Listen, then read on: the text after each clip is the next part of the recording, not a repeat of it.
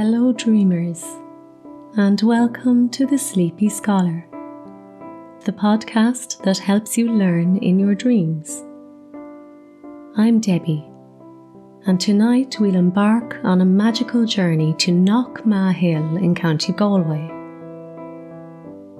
This story is particularly dear to me because it reminds me of the power of love and perseverance, themes that resonate deeply in our everyday lives. As a child, I often listened to tales like this to help me drift into a peaceful sleep.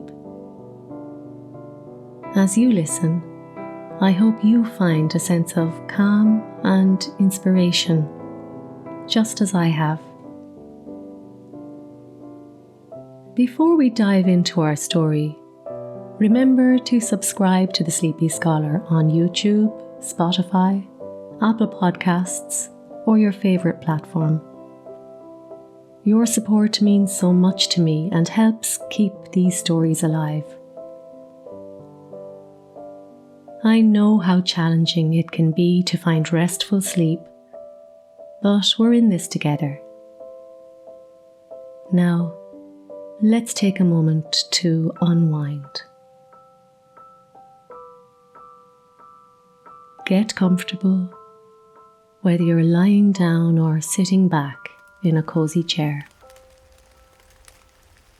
Gently close your eyes and take a deep breath in through your nose. Feel the cool air fill your lungs.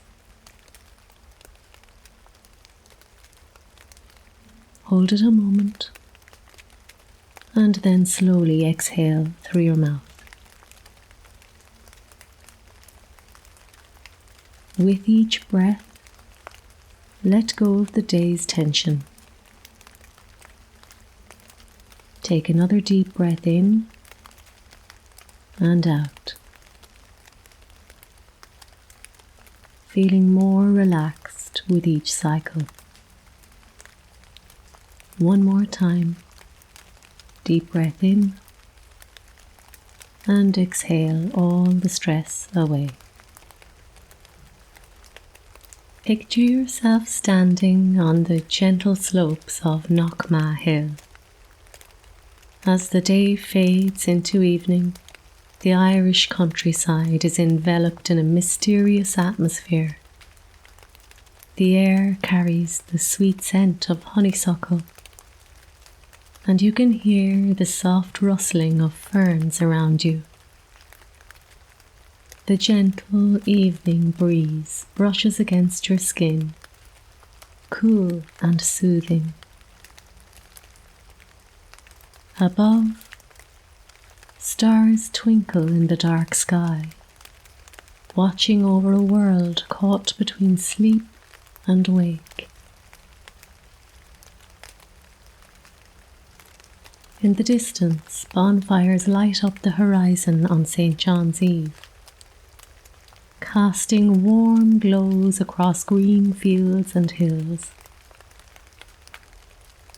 Shadows play among the landscape, creating an endless game of hide and seek. As you breathe deeply and evenly, imagine the magic of this place surrounding you. The ancient stones whisper tales of old, and the earth beneath your feet hums with the energy of midsummer. Feel the peace of this moment,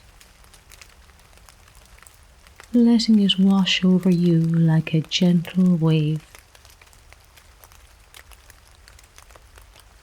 Now, let us journey together into the realm of legend and magic.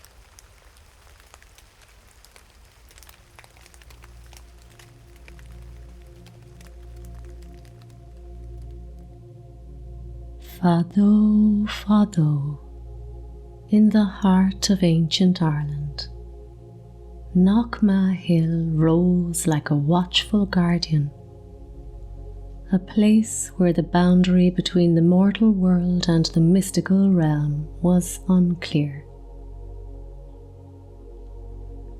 This ancient hill, shrouded in mist and mystery, was a gateway to a hidden kingdom, a sanctuary for the defeated Tuatha De Danann.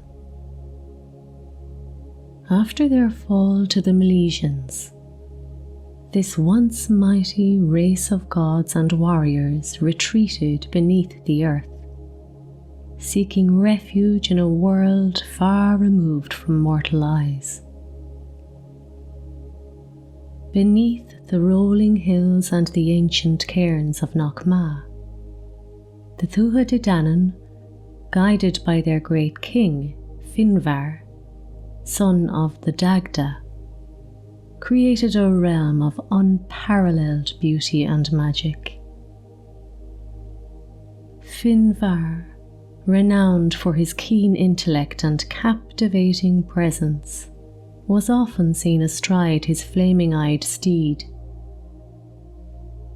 His wisdom and charm were legendary, and his powers rumoured to be granted by ancient rites, inspired both reverence and fear. He led his people into the depths of the earth where they built magnificent halls and hidden pathways. These underground sanctuaries, woven through the roots of ancient trees and deep, dark forests, became their new home. The realm they fashioned was nothing short of wondrous.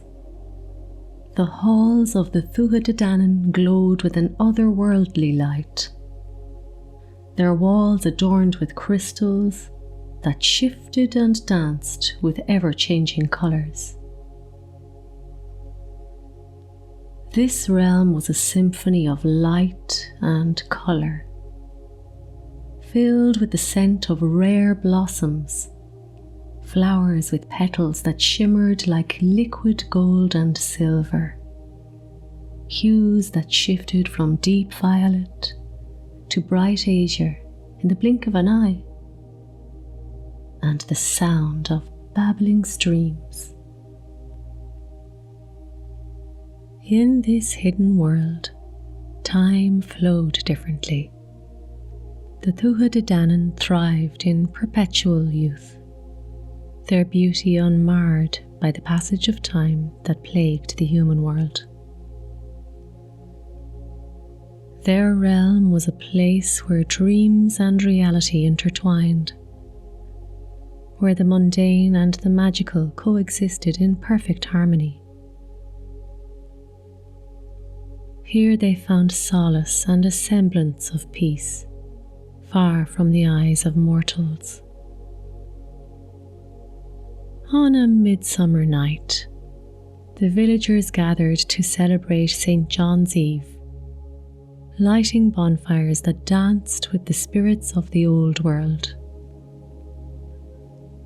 The air was alive with the sounds of laughter and music, the scent of burning turf mingling with the sweet aroma of honeysuckle. This night was special, for it was believed that the veil between the worlds was thinnest, allowing the fairies to roam freely. Roisin, a beautiful young woman known for her grace and kindness, was among those celebrating.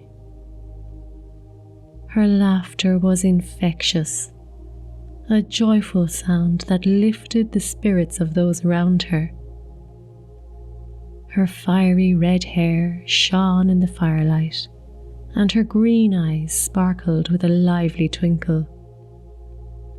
She danced by the fire, her steps light and fluid, her movements an effortless blend of tradition and freedom. The villagers watched her with admiration, their hearts warmed by her presence.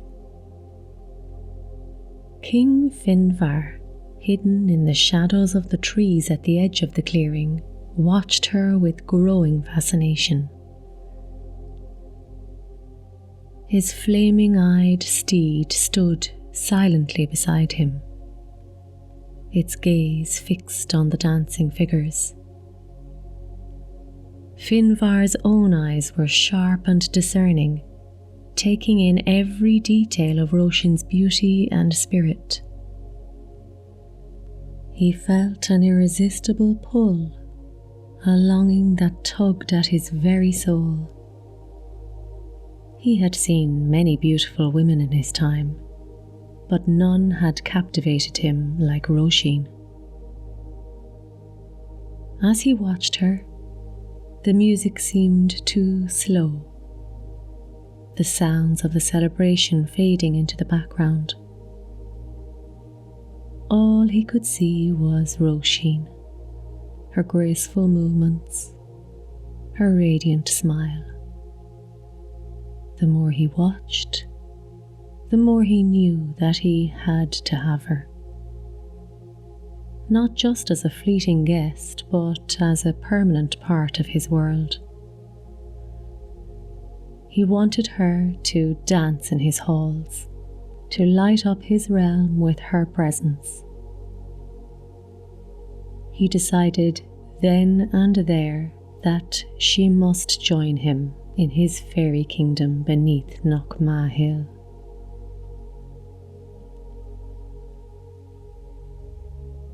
As the night wore on, the celebrations continued with unabated fervour. The villagers sang and danced, their laughter mingling with the crackling of the bonfire. Roisin was in the centre of it all, her energy seemingly endless as she moved from one dance to the next. Finvar waited patiently, knowing that the time to act would come soon.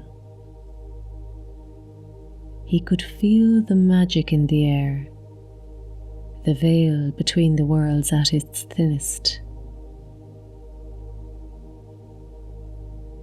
When the moment was right, Finvar made his move. Under the cover of darkness, he approached the edge of the clearing, his presence cloaked by the shadows.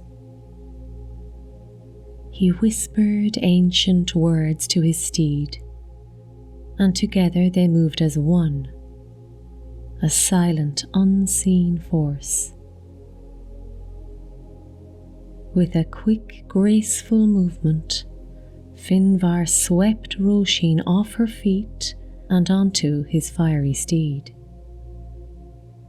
The horse reared up, its eyes blazing, and in an instant they were gone, disappearing into the night. Roisin's disappearance was so sudden and mysterious that it left the villagers in shock and despair. One moment she had been there, dancing and laughing, and the next she was gone, as if she had vanished into thin air. Cries of alarm and confusion filled the air as the villagers searched frantically for any sign of her. But there was none. It was as if the earth had swallowed her whole. Enda, Roisin's husband, was devastated. He had been watching her with love and pride, his heart swelling with happiness at her joy.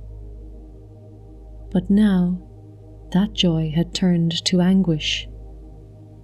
He loved her deeply and could not bear the thought of losing her.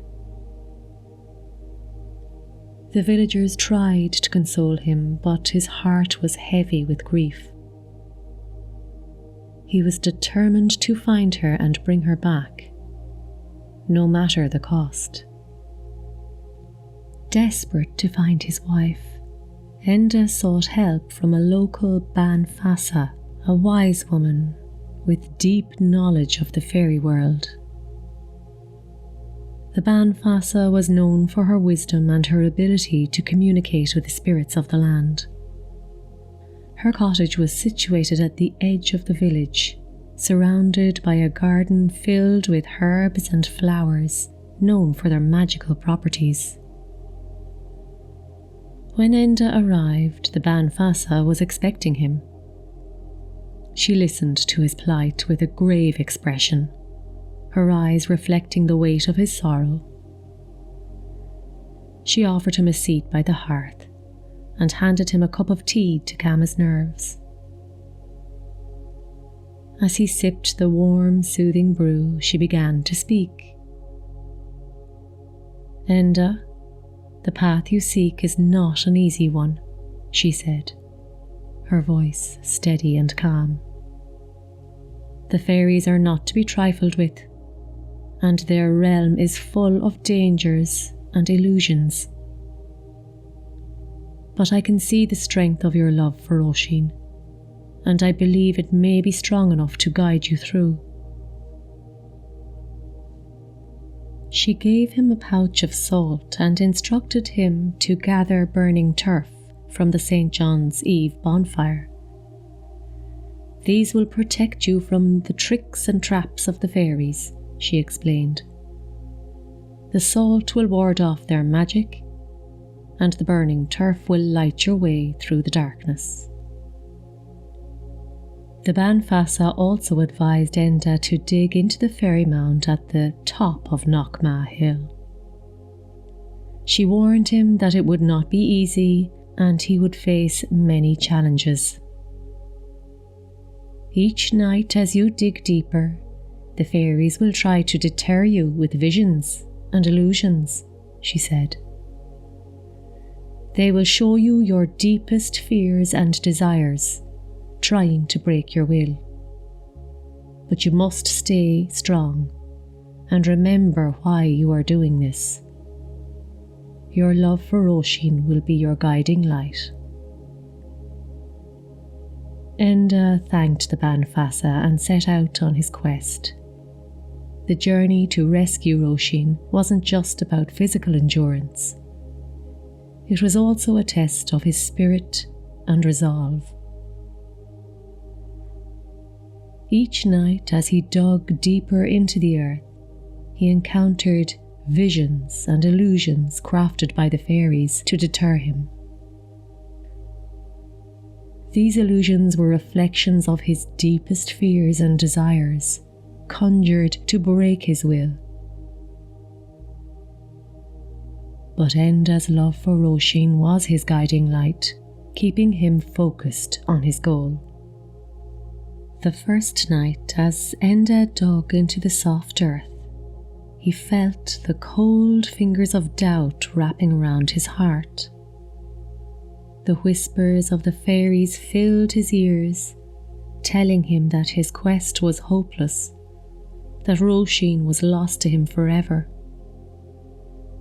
They whispered of his own unworthiness, suggesting that Oisin was happier without him. The voices were insidious, creeping into his mind and planting seeds of doubt. But Enda pushed on, driven by the memory of Oisin's laughter and the warmth of her touch.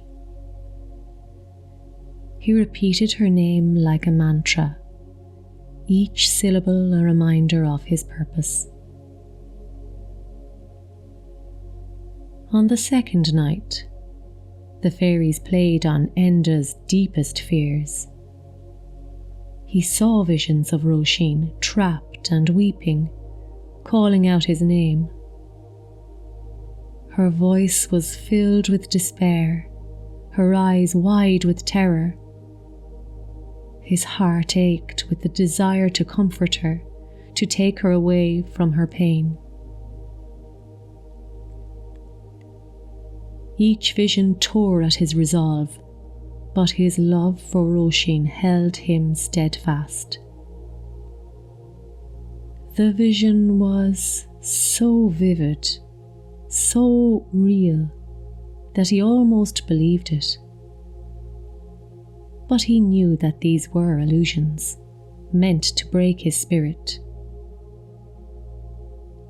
He steeled himself against the onslaught, focusing on the rhythm of his digging, the scrape of the shovel against the earth. He called out to Roisin, telling her to hold on, promising that he would find her.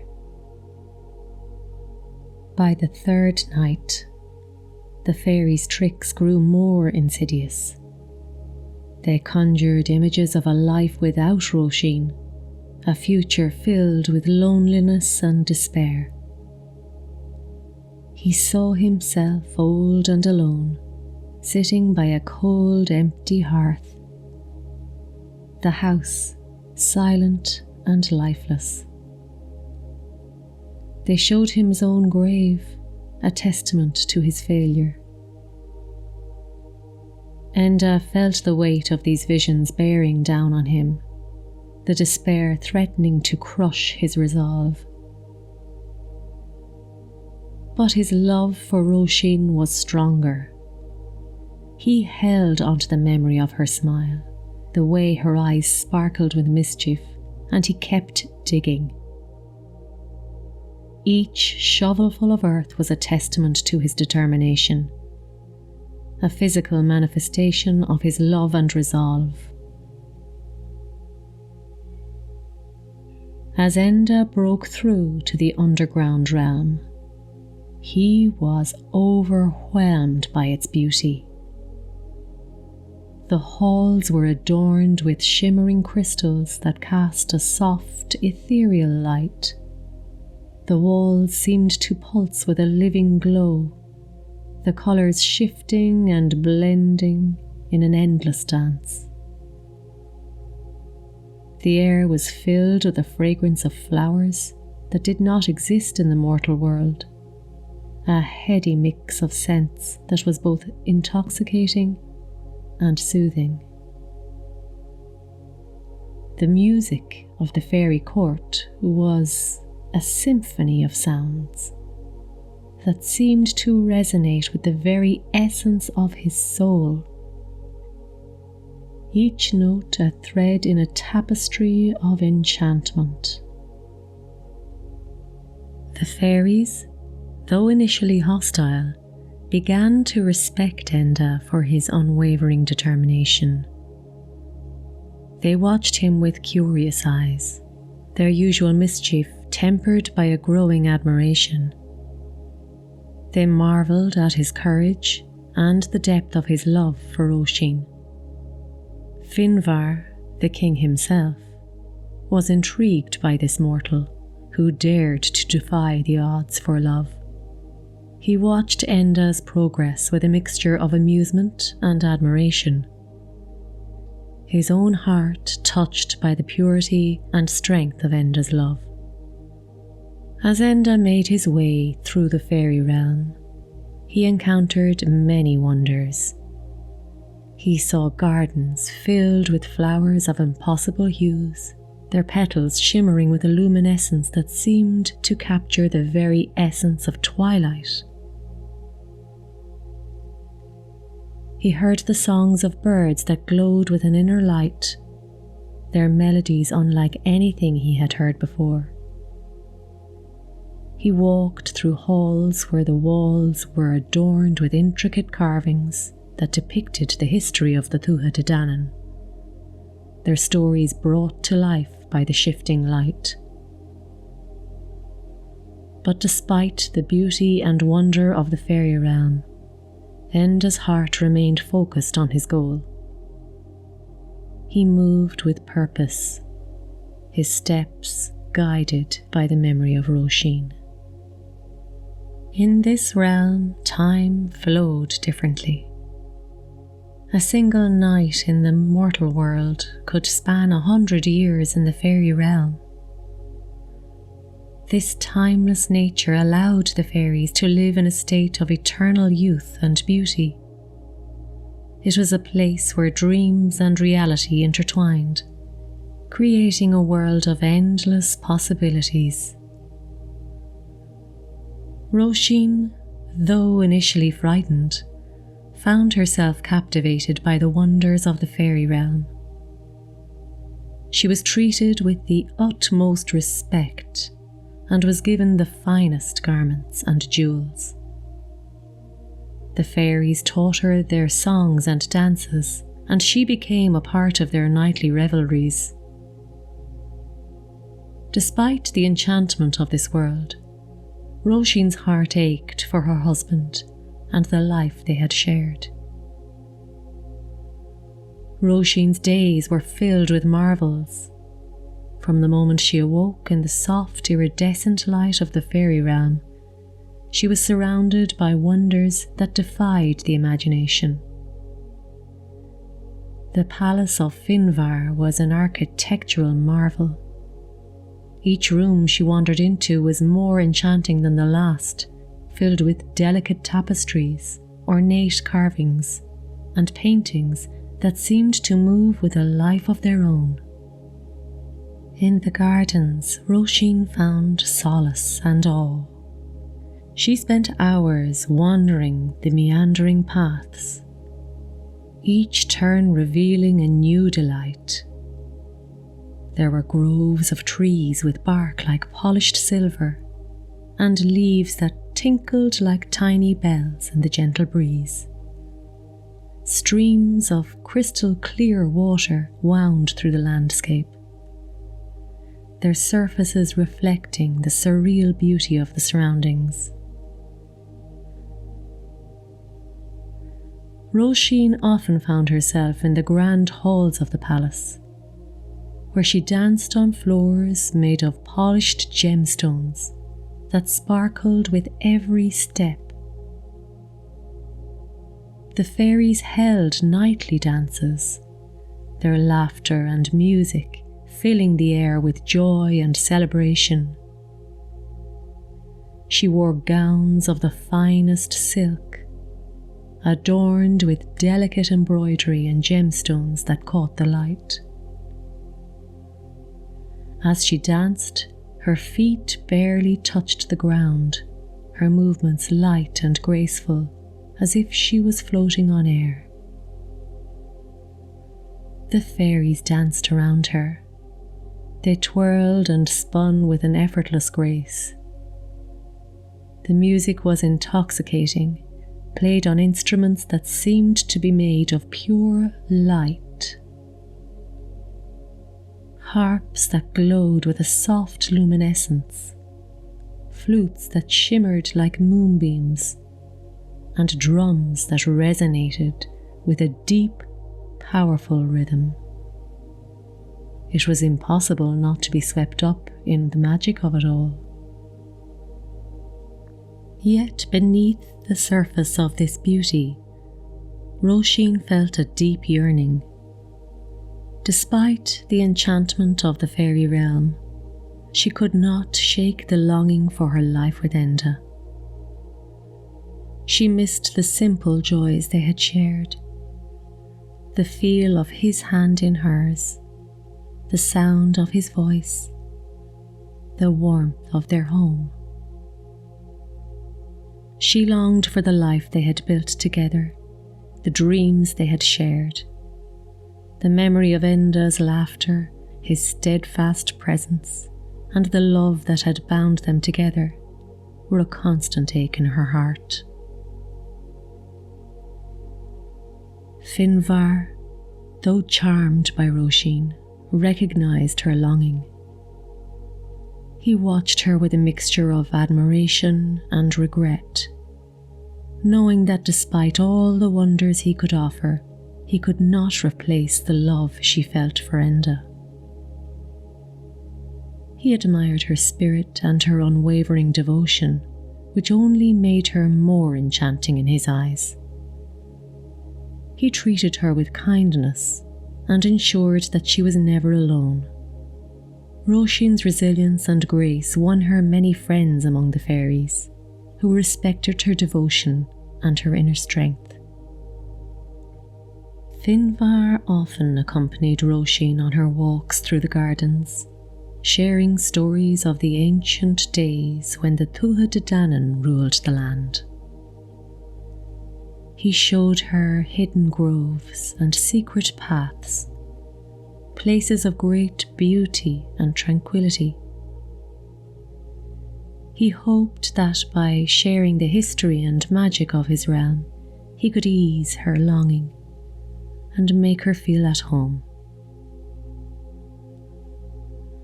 Roisin appreciated Finvar's kindness and the care he showed her, but her heart remained with Enda.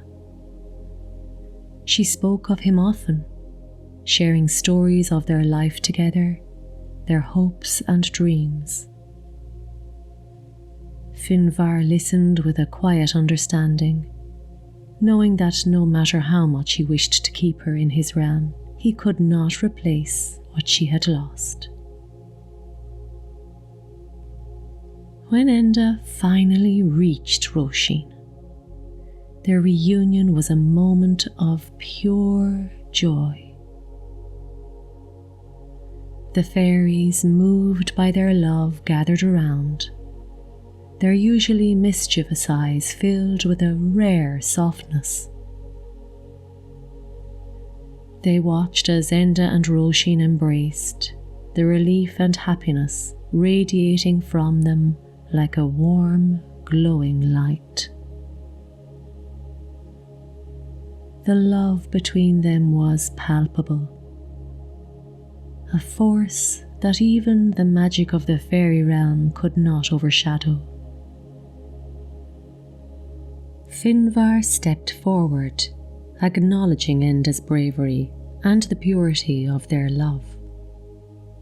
He granted them his blessing, promising that the couple would be safe from any future interference by the fairies. His voice was filled with a mix of admiration and sorrow, for while he respected their love, he knew he was losing something precious. As they prepared to leave the fairy realm, Finvar gave Enda a gift, a small crystal vial filled with water from the sacred spring of Knockma. This water had the power to heal and bring good fortune. Finvar's eyes held a depth of wisdom as he handed the vial to Enda, telling him to use it wisely. The vial was more than a gift. It was a symbol of the bond between their worlds, a show of respect and admiration that Finvar had held for their love. Enda and Roisin made their way back to the surface, the path illuminated by the soft glow of the crystal vial. Each step felt lighter, each breath filled with the promise of the reunion. As they emerged from the mound, the first light of dawn was breaking, casting a golden hue over the landscape. The villagers, who had kept vigil through the night, greeted them with tears of joy and relief. Roisin's return was celebrated with a grand feast. The villagers sang songs and danced around the bonfire, grateful for the safe return of their beloved Roisin. Enda and Roisin shared their story, and the legend of their love and bravery spread far and wide. In the days that followed, the bond between Enda and Roisin only grew stronger.